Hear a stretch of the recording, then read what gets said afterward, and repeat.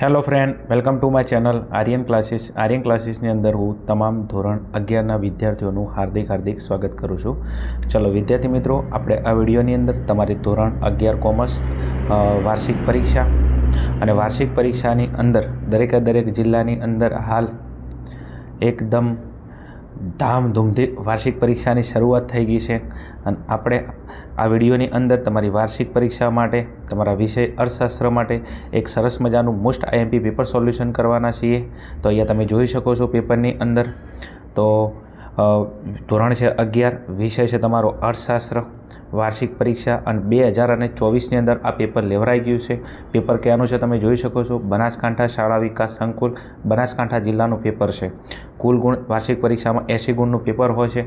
તારીખ બી તમે જોઈ શકો છો અહીંયા 2024 એટલે ગઈ સાલ સેમ આ ટાઈમે આ પેપર લેવામાં આવેલું હતું. બીજું પેપર મોસ્ટ આઈએમપી છે કારણ કે અગાઉ મેં જેટલા પણ પેપર અપલોડ કર્યા છે, વિદ્યાર્થીઓની કોમેન્ટ આવે છે કે સાહેબ તમે જે પ્રીવિયસ યરના જે પેપર નાખો છો એની અંદરથી સાહેબ અમને મેક્ઝિમમ બેનિફિટ થાય છે. જો તમારા જિલ્લાની અંદર હજી અર્થશાસ્ત્રનું પેપર લેવાનું બાકી હોય તો આ પેપર તમારા માટે મોસ્ટ આઈએમપી છે. ચલો આપણે સમય તમારો વધારે નથી લેવો, ફટાફટ આવતા રહીશું વિભાગીયની અંદર. ચલો વિભાગીય તમે અહીંયા જોઈ શકો છો, નીચે આપેલા વિકલ્પોમાંથી યોગ્ય વિકલ્પ તમારે પસંદ કરીને જવાબ લખવાનો છે. દરેકનો 1 ગુણ છે અને 10 વિકલ્પો તમને આપવામાં આવેલા છે. બીજું હાલ 2025ની પરીક્ષાની પેટર્ન અને આ પેટર્ન થોડી અલગ છે, પણ આપણે પરીક્ષાની પેટર્ન ઉપર ફોકસ નથી કરતા, આપણે અંદર આપેલા પ્રશ્નો ઉપર ફોકસ કરીએ છીએ. પ્રશ્ન મોસ્ટ આઈએમપી છે. ચલો પ્રથમ નંબરનો વિકલ્પ તમને અહીંયા આપવામાં આવેલો છે. કયા અર્થશાસ્ત્રીને અર્થશાસ્ત્રના વૈજ્ઞાનિક ઢબે સ્વતંત્રપણે અભ્યાસ કરવાનું બહુમાન મળ્યું હતું? કયા એવા અર્થશાસ્ત્રી હતા કે જે અર્થશાસ્ત્રને વૈજ્ઞાનિક ઢબે સ્વતંત્રપણે અભ્યાસ કરવાનું બહુમાન મળ્યું હતું? તો અહીંયા તમારો જવાબ આવશે option number D, Adam Smith. શું નામ આવશે? Adam Smith. ચલો આગળ જાઉં છે નેક્સ્ટ ક્વેશ્ચન નંબર 2 ઉપર. માનવ જીવન માટે વસ્તુ કેટલી ઉપયોગી છે તે બાબત વસ્તુનું કયું મૂલ્ય દર્શાવે છે? તો અહીંયા તમારો જવાબ આવશે ઉપયોગિતાનું મૂલ્ય. પ્રશ્નમાં જવાબ જ છે માનવ જીવન માટે કોઈ વસ્તુ કેટલી ઉપયોગી છે એ કઈ વસ્તુનું મૂલ્ય દર્શાવે છે? તો ઉપયોગિતાનું મૂલ્ય. ચલો આગળ નેક્સ્ટ ક્વેશ્ચન નંબર 3 ઉપર જાવ છે. હલકા પ્રકારની વસ્તુઓને બીજા કયા નામે ઓળખવામાં આવે છે? મોસ્ટ આઈએમપી 10 સ્ટારવાળો પ્રશ્ન છે, તૈયાર કરી નાખજો. હલકા પ્રકારની વસ્તુને બીજા કયા નામે? તો એને ગિફન વસ્તુ તરીકે પણ ઓળખવામાં આવે છે. હલકા પ્રકારની વસ્તુ એ જ કઈ વસ્તુ? ગિફન વસ્તુ. ગિફન વસ્તુ એ જ કઈ? હલકા પ્રકારની વસ્તુ. બે એકબીજાના સમાનાર્થી શબ્દો છે. ચલો આગળ જાઉં છે નેક્સ્ટ. એના પછી ક્વેશ્ચન નંબર 4 ઉપર વસ્તુની કિંમત અને પુરવઠા વચ્ચે કેવો સંબંધ છે? 10 સ્ટારવાળો પ્રશ્ન છે, વિદ્યાર્થી મિત્રો તૈયાર કરી નાખજો. વસ્તુની કિંમત અને પુરવઠા વચ્ચે કેવો સંબંધ છે? તો તમારો જવાબ આવશે સીધો સંબંધ. કેવો સંબંધ? સીધો સંબંધ. કેમ? કિંમત વધે તો પુરવઠો વધે, કિંમત ઘટે તો પુરવઠો ઘટે. એટલા માટે વસ્તુની કિંમત અને પુરવઠા વચ્ચે કેવો સંબંધ છે? સીધો સંબંધ છે. કેવો સંબંધ? સીધો સંબંધ છે. તમે એની આલેખની અંદર આકૃતિ દોરશો આ રીતના તો બધા જ બિંદુઓ ડાબી બાજુ નીચેથી જમણી બાજુ ઉપરની તરફ એક જ સુરેખા ઉપર જોવા મળશે અને આની જે રેખા આવશે એ કઈ આવશે? ધન રેખા આવશે.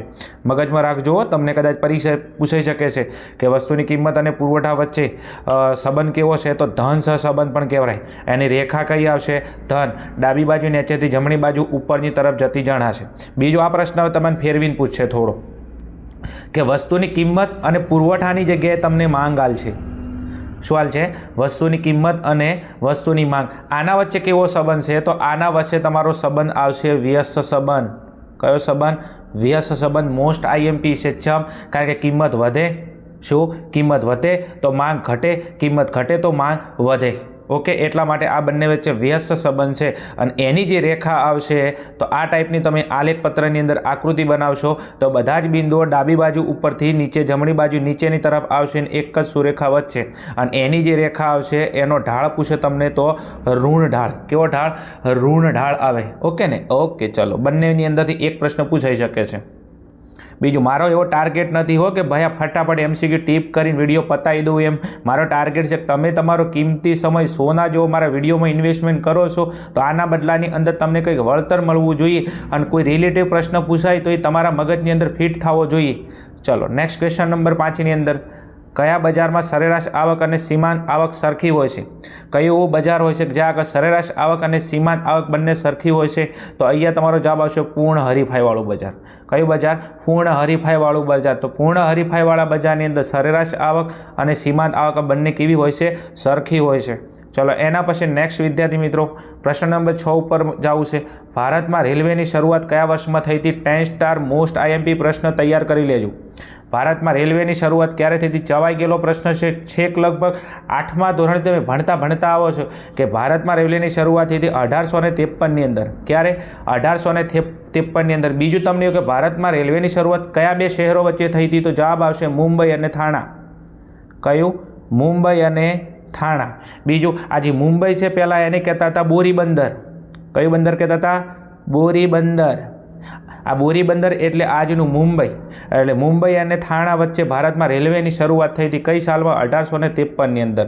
બીજું વિદ્યાર્થી મિત્રો તમને કદાચ વિશ્વની અંદર પૂછે રેલવેની શરૂઆત તો તમારો જવાબ આવશે 1825ની અંદર. વિશ્વમાં પૂછે તો ક્યારે? 1825ની અંદર શરૂઆત થઈ હતી. ઓકે, ચલો નેક્સ્ટ આગળ જવું છે. ક્વેશ્ચન નંબર 7ની અંદર નીચેનામાંથી કઈ પદ્ધતિ રાષ્ટ્રીય આવક માપનની નથી? 10 સ્ટારવાળો પ્રશ્ન ભાઈ. તમે ચેપ્ટર નંબર 8 ભણ્યા છો. રાષ્ટ્રીય આવક કદાચ તમને ખબર હોય તો રાષ્ટ્રીય આવક માપવા માટેની 3 પદ્ધતિઓ છે. ઓકે, જો ઉત્પાદનની પદ્ધતિ આ તો આવે, આવકની પદ્ધતિ બરાબર છે આ એ આવે, બીજું ખર્ચની પદ્ધતિ આ આવે, પણ આ વેચાણની જે પદ્ધતિ છે આ રાષ્ટ્રીય આવક માપવાની પદ્ધતિ નથી. તો અહીંયા તમારો જવાબ આવશે વેચાણની પદ્ધતિ. રાષ્ટ્રીય આવક માપવાની પદ્ધતિ વિભાગ બીમાં પ્રશ્ન પૂછાય તો 3 કઈ? ઉત્પાદનની પદ્ધતિ, આવકની પદ્ધતિ, ખર્ચની પદ્ધતિ. તો આમાંથી કઈ પદ્ધતિ નથી? તો વેચાણની પદ્ધતિ. વારંવાર એટલા માટે બોલવું પડે છે કારણ કે આપણે સ્વામી વિવેકાનંદના વંશજ છીએ, એટલે એકવાર સાંભળીએ ને એટલે આપણને આવડી જાય. એટલા માટે મારે બોલવું પડે છે કારણ કે તમે એકદમ વધારે આઈક્યુવાળા વિદ્યાર્થીઓ છો એમ. આગળ નેક્સ્ટ ક્વેશ્ચન નંબર 8. અલિપ્ત અર્થતંત્રમાં નીચેનામાંથી કયું ક્ષેત્ર હોતું નથી? અલિપ્ત અર્થતંત્રની અંદર નીચેનામાંથી કયું ક્ષેત્ર હોતું નથી? તો વિદ્યાર્થી મિત્રો સૌથી પહેલાં આની વ્યાખ્યા તમારા મગજમાં ફિટ હોવી જોઈએ કે અલિપ્ત અર્થતંત્ર એટલે શું? તો અલિપ્ત અર્થતંત્ર એટલે એવું અર્થતંત્ર કે જે દેશની અંદર જ ખરીદી અને વેચાણની પ્રવૃત્તિ કરવામાં આવે છે. એમાં વિદેશી વેપારની કોઈ ભૂમિકા હોતી નથી, એટલે કે આયાત અને નિકાસ કરવામાં આવતું નથી. તો દેશમાં જો કુટુંબો હોય, પેઢીઓ હોય, ઉદ્યોગો હોય, પણ વિદેશી વેપાર, આ વિદેશી વેપાર એ અલિપ્ત તંત્રમાં હોતું નથી. કારણ કે આમાંથી વિદેશમાંથી જે આયાત અને નિકાસ કરવામાં આવે છે અલિપ્ત તંત્રમાં હોતું નથી. તો તમારો જવાબ આવશે અલિપ્ત અર્થતંત્રમાં કયું ક્ષેત્ર નથી હોતું? તો વિદેશી વેપાર. વિદેશી વેપારની કોઈ ભૂમિકા હોતી નથી. ચોથી પ્રશ્ન લાયા છે તો અર્થતંત્રના 2 પ્રકાર છે, કદાચ ખબર હોય તો. એક છે અલિપ્ત અર્થતંત્ર અને બીજું છે ખુલ્લું અર્થતંત્ર. આગળ નેક્સ્ટ ક્વેશ્ચન નંબર 9ની અંદર જાવ છે. સમતોલ અંદાજપત્રની તરફેણ કોને કરી હતી? શું કીધું છે? સમતોલ અંદાજપત્રની તરફેણ કોને કરી હતી? તો તમારો જવાબ આવશે અહીંયા એડમ સ્મિથ. શું આવશે? Adam Smith. અને બીજું કે એની ઓપ્શનની અંદર બીજો બી આવો નવો પ્રશ્ન છે બુકની અંદર આપેલો છે, તમે થોડો જોઈ લેજો એમ. સમતોલ અંદાજપત્રની તરફેણ કોને કરી? તો એડમ સ્મિથે. ચલો એના પછી નેક્સ્ટ ક્વેશ્ચન નંબર 10. ફુગાવાના સમયે સરકાર પોતાનો ખર્ચ કેવો રાખે છે? ફુગાવાના સમયે સરકાર પોતાનો ખર્ચ કેવો રાખે છે? તો સરકાર પોતાનો ખર્ચ શું કરે છે? ઘટાડી નાખે છે. શું કરે છે? ઘટાડી નાખે છે. ચલો વિદ્યાર્થી મિત્રો આ હતો તમારો સેક્શન એ. હવે આપણે પહોંચ્યા છીએ સેક્શન બી ઉપર. વિભાગ બીની અંદર જતા પહેલાં એક સૂચના છે કે આપણે ધોરણ 11 કોમર્સ અને 11 આર્ટ્સના તમામ વિષયના આપણે મોસ્ટ આઈએમપી પ્રશ્નો, મોસ્ટ આઈએમપી પેપર સોલ્યુશન અને પાટણ અને બનાસકાંઠા જિલ્લાની અંદર જે પેપર લેવરાઈ ગયા છે આપણે એના ફટાફટ સોલ્યુશનના વિડીયો અપલોડ કરીએ છીએ. એટલા માટે ચેનલ પર નવા હો તો ચેનલને ફટાફટ સબસ્ક્રાઈબ કરી લેજો, જેના કારણથી અમારા દ્વારા કોઈ પણ વિડીયો અપલોડ કરવામાં આવે તો એની નોટિફિકેશન તમને મળતી રહે. અને આવા જ તમારે પ્રશ્નપત્ર જોતા હોય તો ડિસ્ક્રિપ્શનની અંદર લિંક આપેલી છે, ત્યાં જઈ અને તમે જોઈ શકો છો. દરેક વિષયના આપણે પ્રશ્નપત્ર અપલોડ કરેલા છે. ચલો વિભાગ બી ઉપર જવું છે. શું કીધું છે? નીચેના પ્રશ્નોના ઉત્તરો એક વાક્યમાં લખો. પ્રત્યેકનો 1 ગુણ ને 10 ગુણનો તમારો આ વિભાગ છે. કેટલા ગુણનો? 10 ગુણનો આપણો વિભાગ છે. ચલો એની અંદર પ્રશ્ન નંબર તમને કીધેલું છે 11. શું કીધું છે? વૃતાંશ આકૃતિ એટલે શું? શું કીધું છે? વૃતાંશ આકૃતિ એટલે શું? હું બોલું છું, તમે ધ્યાન આપજો. વૃતાંશ આકૃતિની વ્યાખ્યા તો કુલ માહિતી માટે દોરવામાં આવેલ વર્તુળને તેના પેટા વિભાગોના અંશ મુજબ વિભાજિત કરતા મળતી આકૃતિને વૃતાંશ આકૃતિ કહેવામાં આવે છે. તમે ટેલી થોડું કરી લેજો વૃતાંશ આકૃતિની વ્યાખ્યા. चलो एना पछी नेक्स्ट आगळ जवुं छे प्रश्न नंबर 12 पर। तो अर्थशास्त्रमां नाशवंत वस्तुओं कोने कहेवामां आवे छे? तो एनी व्याख्या हुं बोलुं छुं, तमे ध्यान आपजो। नाशवंत वस्तुओ एटले शुं? तो जे वस्तुओनो वपराश करवानी साथे तेनो अंत आवे छे। जे वस्तुओनो वपराश करवानी साथे एनो शुं आवे छे? अंत आवे छे। जे लांबा समय सुधी उपयोगमां रहेती नथी, एटले के लांबा समय सुधी एनो संग्रह करी शकाय नहीं, तो तेवी वस्तुओने अर्थशास्त्रमां शुं कहेवामां आवे छे? नाशवंत वस्तुओ कहेवामां आवे छे, अथवा एने गिफन वस्तु पण कहेवामां आवे छे। क्लियर? आवडे एवो छे जे वस्तुओनो तमे लांबा समय, जे वस्तुनो तमे वपराश करो तरत एनो अंत आवे, जेने तमे लांबा समय सुधी वपराश करी शकता नथी, लांबा समय सुधी संग्रह करी शकता नथी, ते वस्तुओने नाशवंत वस्तु अथवा गिफन वस्तु कहेवामां आवे छे। चलो नेक्स्ट एना पछी आगळ जावुं छे। बजार मांग एटले शुं? कोनी व्याख्या पूछी छे? बजार मांग एटले शुं? हुं बोलुं छुं, तमे ध्यान आपजो। तो तमाम व्यक्तिओं के कुटुंब द्वारा बजार में जुदी जुदी किंमते थती वस्तुनी मांगना सरवाळाने बजार मांग कहेवामां आवे छे। तमाम व्यक्तिओ होय, तमाम शुं होय? व्यक्तिओ होय के तमाम होय कुटुंबो, आ तमाम व्यक्तिओ अने कुटुंबो द्वारा बजारनी अंदर जुदी जुदी किंमते वस्तुनी मांगनो जे सरवाळो थाय छे एने शुं कहेवामां आवे छे? बजार मांग कहेवामां आवे छे। चलो आगळ जावुं छे। नेक्स्ट एना पछी उत्पादन वधे त्यारे सरेराश स्थिर खर्च केम घटे छे? शुं कीधुं छे? उत्पादन वधे त्यारे सरेराश स्थिर खर्च केम घटे छे? हुं बोलुं छुं, तमे ध्यान आपजो। तो अहींया एनो जवाब छे के जेम उत्पादन वधे छे तेम कुल खर्च વધુ ને વધુ એકમો વચ્ચે વેચાય છે। જેમ ઉત્પાદન વધે છે તેમ સ્થિર ખર્ચ વધુ ને વધુ એકમો વચ્ચે વેચાય છે, તેથી સરેરાશ સ્થિર ખર્ચ ઘટે છે। ચલો જોઈ લેજો, આઈએમપી પ્રશ્ન છે। ચલો એના પછી નેક્સ્ટ તમને કીધેલું છે અહીંયા પૂર્ણ હરીફાઈ એટલે શું? તો પૂર્ણ હરીફાઈની વ્યાખ્યા પૂછેલી છે, બોલું છું તમે ધ્યાન આપજો। તો જે બજારમાં ઇજારાના તત્વોનો અભાવ હોય અને એકસાથે ઘણી પેઢીઓ સમાન ગુણી વસ્તુઓનું ખરીદી અને વેચાણ કરતી હોય તો તેને પૂર્ણ હરીફાઈવાળું બજાર કહેવામાં આવે છે। જે બજારમાં શું હોય તો ઇજારાનો અભાવ હોય એટલે ઇજારો જોવા મળે નહીં અને એકસાથે ઘણી પેઢીઓ સમાન ગુણી વસ્તુઓનું વેચાણ કરતી હોય તો એવા બજારને પૂર્ણ હરીફાઈવાળું બજાર કહેવામાં આવે છે। મોસ્ટ આઈએમપી વ્યાખ્યા છે, જોઈ લેજો તમે। चलो आगळ जावुं छे क्वेश्चन नंबर 16 पर। कया बजार में पेढ़ीओनो प्रवेश प्रतिबंधित होय छे? कया बजार में पेढ़ीओने प्रवेश मळतो नथी? तो तमारो जवाब आवशे इजारावाळुं बजार। कयुं बजार? इजारावाळुं जे बजार होय छे एमां पेढ़ीओने प्रवेश मळतो नथी। चम? कारण के इजारावाळा बजारनी अंदर एक ज पेढ़ी होय छे अने पेढ़ी ए ज उद्योग होय छे, नवी पेढ़ीने प्रवेश मळतो नथी। आगळ नेक्स्ट। चलो एना पछी नेक्स्ट कीधुं छे क्वेश्चन नंबर 17 ની અંદર होम चार्जीस ની व्याख्या पूछेली छे। कोनी? होम चार्जीस एटले शुं? तो व्याख्यामां बोलूं, तमे ध्यान आपशो। तो ब्रिटिश शासनना वहीवट माटे भारते चूकवવો પડતો चार्ज ने ब्रिटिश शासननो शुं करवो तो? वहीवट करवो तो वहीवट कोण करे छे? ब्रिटिश शासन। तो ब्रिटिश शासनना वहीवट माटे भारते चूकववा पड़ता चार्ज ने होम चार्जीस कहेवामां आवे छे। बीजो होम चार्ज ने घणी वखते भरणा चार्ज पण कहेवामां आवे छे। कयो चार्ज? भरणा चार्ज कहेवामां आवे छे। आवडे एवो छे। ब्रिटिश शासन आपणा भारतनी अंदर शुं करता हता? वहीवट करता हता। वहीवट आ करे अने एनो चार्ज कोने चूकवવાનો? भारते चूकवવાનો। तो ब्रिटिश शासनना वहीवट माटे भारते जे चार्ज चूकवવો પડતો હતો એને होम चार्जीस अथवा भरणा चार्ज कहेवामां आवे छे। चलो आगळ जावुं छे एना पछी नेक्स्ट। चलो क्वेश्चन नंबर 18 ની અંદર जावुं छे। माथादीठ आवक जाणवानुं सूत्र। कोनु? माथादीठ आवक जाणवानुं सूत्र। तो मोस्ट आईएमपी प्रश्न छे, 10 स्टार वाळो प्रश्न छे। माथादीठ आवक बराबर एटले शुं? तो माथादीठ आवक बराबर कुल राष्ट्रीय आवक। शुं? कुल राष्ट्रीय आवक भाग्या देशनी कुल वस्ती। शुं आवशे? देशनी कुल वस्ती। आवडे एवो प्रश्न छे।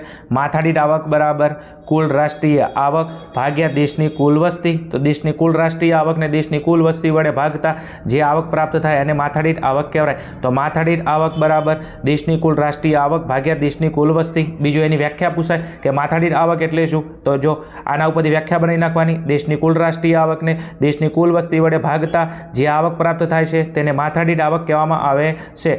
गमे रीते फेरवीने पूछे पण आपणे आवडतुं होतुं होवुं जोईए। आगळ नेक्स्ट। चलो प्रश्न नंबर 19 तमने अहींया कीधेलुं छे, भले देखातो ना होय पण हूँ तमने अहींया बोलीने समजावुं छुं। तो नाणाकीय राष्ट्रीय आवक कया भावे गणवामां आवे छे? शुं? नाणाकीय राष्ट्रीय आवक कया भावे गणवामां आवे छे? तो तमारो जवाब आवशे बजार भावे। कया भावे? બજાર ભાવે. નાણાકીય રાષ્ટ્રીય આવક કયા ભાવે ગણવામાં આવે છે? તો બજાર ભાવે. ચલો આગળ જવું છે નેક્સ્ટ એના પછી. અંદાજપત્રના મુખ્ય પ્રકાર કેટલા છે અને કયા કયા? શું કીધું છે? અંદાજપત્રના મુખ્ય પ્રકાર કેટલા છે? તો મુખ્ય પ્રકાર કેટલા છે? તો 2. તો કયા કયા છે? તો એક છે વિદ્યાર્થી મિત્રો સમતોલ અંદાજપત્ર. કયું? સમતોલ અંદાજપત્ર. અને બીજું છે અસમતોલ અંદાજપત્ર. અંદાજપત્રના પ્રકારો કેટલા? 2. કયા કયા? એક છે સમતોલ અંદાજપત્ર, બીજું છે અસમતોલ અંદાજપત્ર. ઓકે. બીજું અંદાજપત્રની જગ્યાએ તમને બજેટ પૂછે કે બજેટના પ્રકારો, તો અંદાજપત્ર એ જ તમારું બજેટ છે એમ.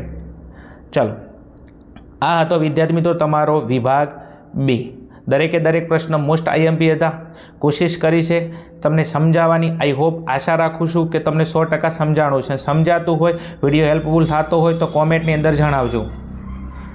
ચલો હવે વિદ્યાર્થી મિત્રો આપણે આવતા રહીશું તમારા વિભાગ C ઉપર. હવે વિભાગ Cની અંદર તમે જોશો અહીંયા નીચેના પ્રશ્નોના ટૂંકમાં ઉત્તર આપો. પ્રત્યેકના 2 ગુણ અને 16 ગુણનો તમારો આ વિભાગ છે. ફટાફટ પ્રશ્નો તમને આપેલા છે 21, 22, 23, 24, 25. તમે ફટાફટ સ્ક્રીનશોટ આનો લઈ લેશો એમ.